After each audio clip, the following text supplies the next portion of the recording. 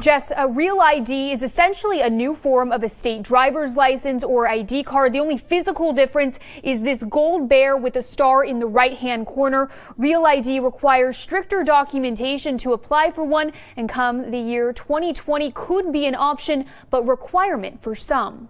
It's a new form of identification here in the state, the California Real ID. Similar to a driver's license or identification card, only it requires more documentation to get one. The reason why actually I got it is because when you go on an airplane, locally, like just within the U.S., I don't want to carry my passport around. You know, what if you lose that on the plane? That can be cumbersome to get a new one. So you just give them your Real ID and it's all covered in that. Bakersfield resident Navjot Singh is ahead of the game, choosing to get the Real ID before it becomes a requirement for some. Come October 1st, 2020, Californians who don't have a passport or military ID will need a Real ID to fly or enter a federal building. The California Department of Motor Vehicles has a checklist online walking you through all the documentation you will need. That includes providing one identity document, one document that shows your social security number, and one document that proves your California residency. Residency documents include things like a mortgage or lease agreement, a phone bill, a bank statement, and even your vehicle registration card. But starting next year, you will need even more documentation. If you're planning to apply for a federally compliant Real ID driver license or ID card, you will be required to provide 2 different proofs of residency beginning in April 2019. This is because Homeland Security changed the guidelines for how the DMV collects forms of residency, the change causing confusion for some who already got their Real IDs, fearing they now don't meet federal standards. But officials with the DMV say those IDs are still valid. Those who already have a Real ID driver license or ID card won't need to provide a second residency document until their driver license or ID card is up for renewal. Officials recommend bringing as many documents as possible to ensure you have all the requirements, and say don't wait until the last minute. Don't procrastinate. The October 2020 deadline is going to be here very soon. Now, officials also recommend filling out this online application to save you time at the DMV office. The Real ID driver's license costs $35, and officials say it takes 6 to 8 weeks to receive it. For the Now, I'm Emma Lockhart. Well, if you listened to the Ralph Bailey Show this afternoon, you heard a different but also very, very familiar voice. Check it out. We have an action-packed show for you this afternoon. A lot of great things to talk about on this Thursday. Wow, where does he get the energy? That, of course, is our very own morning anchor, Mike Hart, who is also the voice of the Condors, too, I should add. He filled in for Bailey today, and Mike was also joined by his partner in crime and fellow morning anchor, Danielle Kernkamp. I also did a quick call-in with him as well, talking about our top stories. If you missed today's show, don't worry. You can always catch Mike and Danielle here on 23 ABC News, first at 4:30. Kamasi? Starting January 1st, the prices hospitals charge for services will now have to be listed. It sounds pretty good, right? Well, the Now's Annie Taylor is finding out if this will actually help you in the long run. Pull up a seat, it's time to order. Just like you do at a restaurant, hospitals will offer up their own menu of services with the prices of the procedures right next to them. Transparency helps everybody.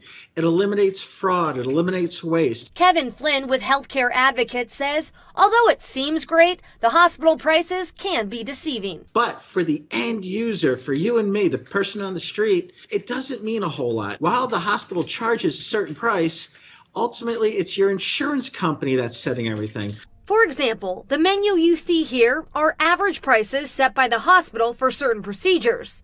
An endoscopy will cost about $3,396. However, Kevin says, remember, those prices don't include you using insurance, copays, or deductibles. There are companies like Healthcare Blue Book and Fair Health that do show you the average in-network price of procedures. They compile patients' claims data from all over. What the hospital charges is one thing, what the insurance company actually pays is completely different. Take that same endoscopy. According to Healthcare Blue Book, the average in-network cost is around $2,268, a difference of $1,128. So the next time you need to get a procedure, Kevin recommends calling your insurance company. But it's much better to talk to your insurance company before you go and know approximately what you're going to pay, as opposed to just looking up online under this new thing of seeing what the hospital charges. For the Now, I'm Annie Taylor. All right, good info, Annie. Thanks. Another check of our lineup. You may think kids are wasting their time playing video games, but get this.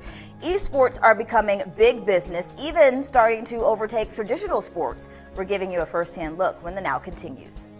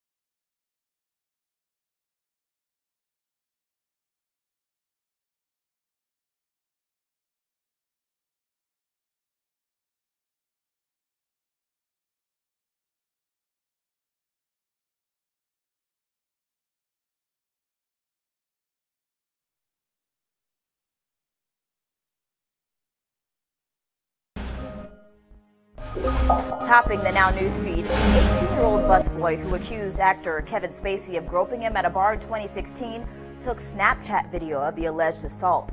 He sent it to his girlfriend during the incident, and now investigators are reviewing that video. President Trump is considering an executive order that would prohibit U.S. companies from using products made by Chinese companies Huawei and ZTE. Sources tell Reuters the order would direct the Commerce Department from buying equipment from foreign companies that pose significant national security risks.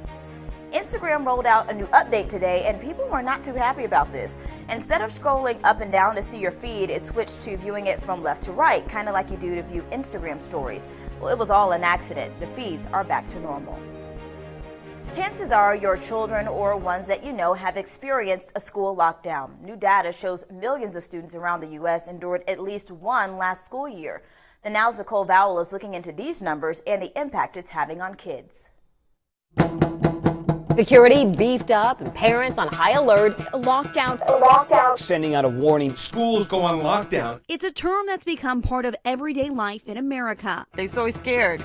I just want to come and get them. School lockdowns. They told us to lock all the doors, and they said they were locking all the outside doors. An analysis by the Washington Post found more than 4.1 million students were involved in at least one lockdown in the 2017-2018 school year.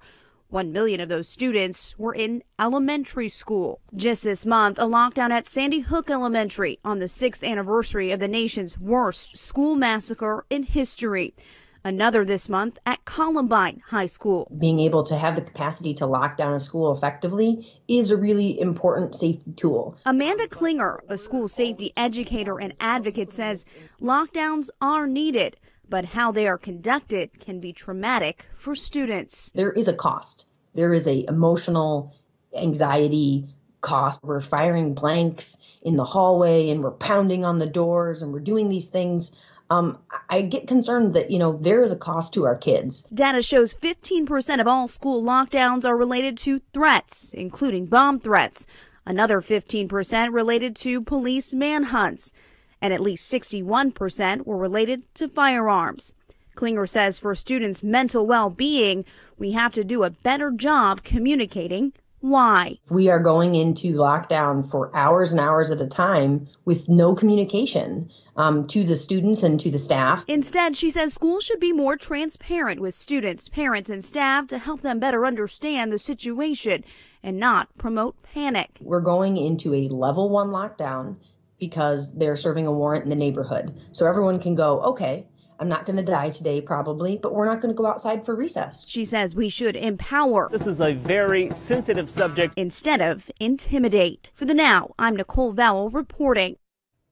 The new year is quickly approaching, and most of us will be celebrating the end of 2018 with parties and get-togethers. And to make sure everyone celebrates safely, the CHP will be out in maximum enforcement. The CHP will kick off their New Year's enforcement period starting Friday night, and it will remain in effect through January 2nd. During this time, officers will be on the lookout for impaired drivers and checking to make sure everyone is buckled up. We do want to warn everyone a DUI conviction can lead to jail time and thousands of dollars in fines. Again, maximum enforcement begins at 6 o'clock tomorrow night.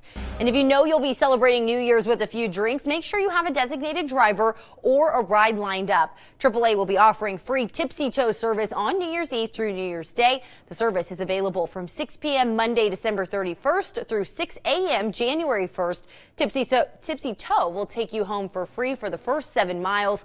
For a ride, call the number on your screen, 1-800-400-4222. And for more information on rides available for New Year's here in Kern County, just head to our website, turnto23.com. Christmas is coming a little late to Alta Sierra Ski Resort. After being closed this week due to a lack of snow, the mountain will be opening up this weekend. The resort posted on Twitter today saying that the ski area will be open on Saturday. According to their website, Alta Sierra has a 10-inch base of powder, and they're making snow each night to help prepare for the weekend. They also say they're hoping for more snow to come any day now. People will be able to ski, sled, snowboard, and play from 9 a.m. until 4 p.m. Saturday. And meanwhile, a reminder, if you need to get rid of your Christmas tree and have it recycled, you can have that tree picked up. For a donation of $10, Independence High School Band and Color Guard will come to you and pick up your tree. All proceeds will go toward musical equipment, uniform cleaning, instrument repairs, and more. All trees will be taken to the Bakersfield Green Waste Facility to be recyced. The tree pickups will be this Saturday and next Saturday, January 5th. To make a reservation to have your tree picked up, call the number on your screen, 368-5274. Well, it's definitely feeling like winter and the end of the year outside. It is nice and chilly. Now it's Allison Kero giving us a look at our forecast. It is definitely chilly this evening as soon as the sunset. Temperatures were already in the 40s, but today just a high of 52 degrees. So that's below normal, which is at 55 for this time of year. We'll be back to that 55, 56 degree range as we head into the weekend, but we were tracking a cold front that pushed through Kern County earlier today. That was helping to clear out some of the clouds that we saw, as well as bringing strong winds. So just 11-mile-per-hour winds up in the Kern River Valley right now and nearing 20 in some of our desert cities, but there was a wind advisory impacting the mountain and desert cities that just expired at 7 p.m. But thankfully, due to those strong winds, that is helping to clear out our air. We are going to be in the good range again tomorrow with an AQI of 50, and there are no restrictions, but burning is discouraged. But on the back end of that storm, we are tracking nearing freezing temperatures. There is the chance to see some likely frost here in Bakersfield. That is going to be in the evening hours on Friday, continuing into the early morning hours on Saturday. Here in Bakersfield, we're going to be right around that 33 degree mark. Mark, but there is a hard freeze watch that will be beginning at 3 a.m. on Saturday, continuing until 9 a.m. So make sure that you are checking on your pets, your plants, as well as your pipes. But as for highs here in Bakersfield, well, they're going to be the lowest at 53 as a high tomorrow. Then the skies begin to clear on Saturday and Sunday, and temperatures start warming up as we head into the new year. New Year's Eve, if you're planning on heading out to watch the ball drop at midnight, it is going to be 40 degrees. So make sure that you're bringing a jacket to any of those festivities. The Now Bakersfield will be right back.